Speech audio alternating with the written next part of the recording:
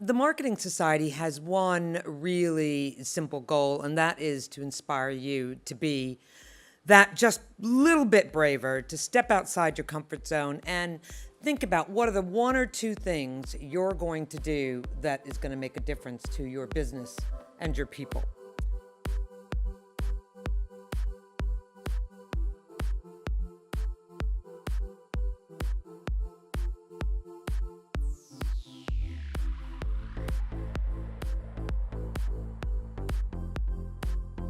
As you can see, I was born in Saudi Arabia, Jeddah.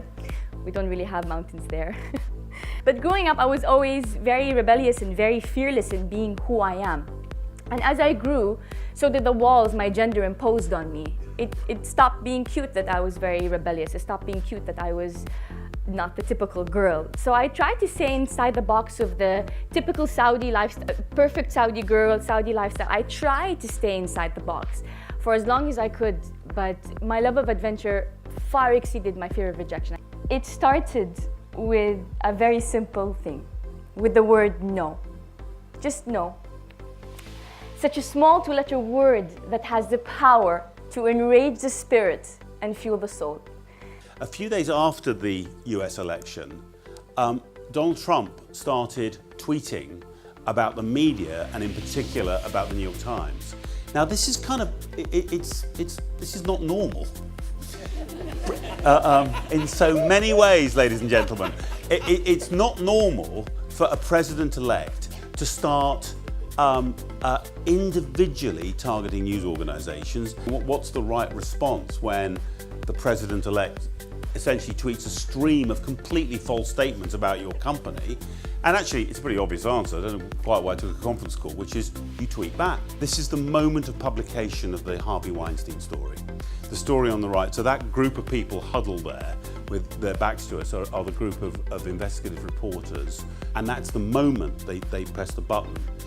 And I think because they're all over the newsroom, there's a button for The Truth is Hard in the foreground. This campaign sums up, because that was a very difficult story to get there. It sums up what they're doing. It's not just about Donald Trump, it's about what they all do. What I wanted to talk about was, if you like, everyday bravery, everyday courage, and what it means in our working lives. We've certainly got people in our membership who I would say fall into that category of extraordinary bravery. If you think about those firefighters who rushed towards Grenfell Tower when everybody else was desperately trying to run away, that they've become not just local heroes but national heroes. Before this deadly war, there was a peaceful movement of people protesting for their rights. The longest protest in Damascus that I participated in, I was in thousands of protests, lasted for 6 to 10 minutes. Because suddenly the secret police would arrive and start shooting everybody, using live ammunition. I lost 3 of my really good friends. They got shot at in protest. Until one night in, it was late 2011, I got caught by the secret police themselves for protesting. All my bones were broken, my ribs, my arms, my legs. I was released, thank God, only to be detained again. By the second time was solitary confinement.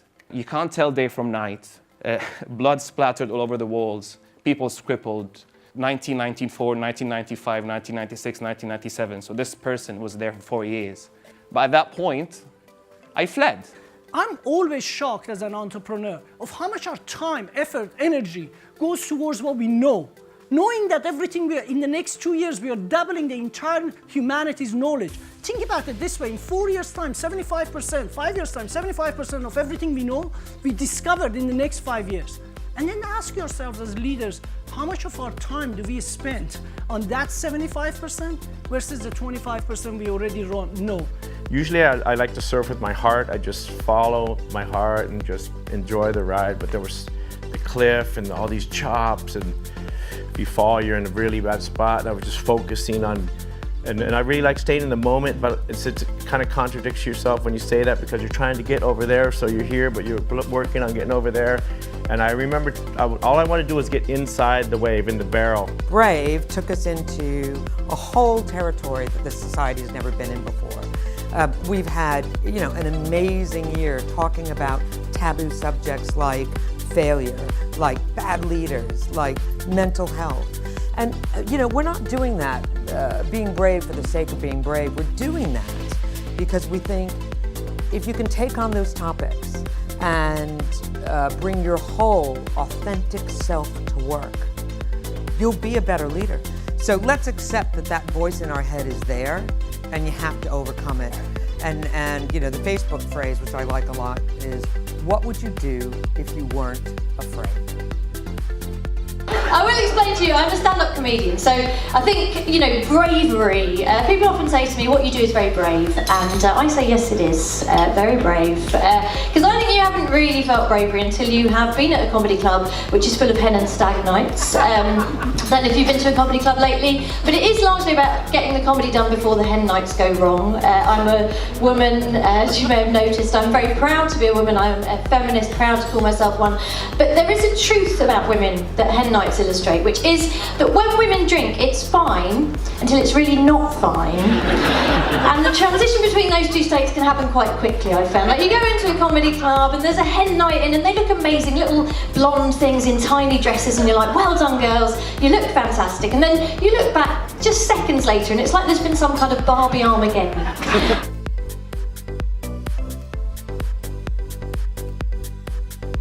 When Gemma was so beautifully presenting me, one side of me wanted to just take her and grab her and say, come with me everywhere I'm performing, and just present me like this. And the other side said, don't believe any of what she's saying, because the amount, you mentioned all the competitions I won, which is wonderful, but the amount of competitions I lost and failed is much, much greater. But nobody speaks about that. I'm not saying that this is the epitome, but through every hardship comes failure, but also comes victory. So, emperors and emperors, as kings and queens, whatever dawns on your land is temporary, so roll up your sleeves. For tonight, we shall sing. We're gonna sing as if we are free.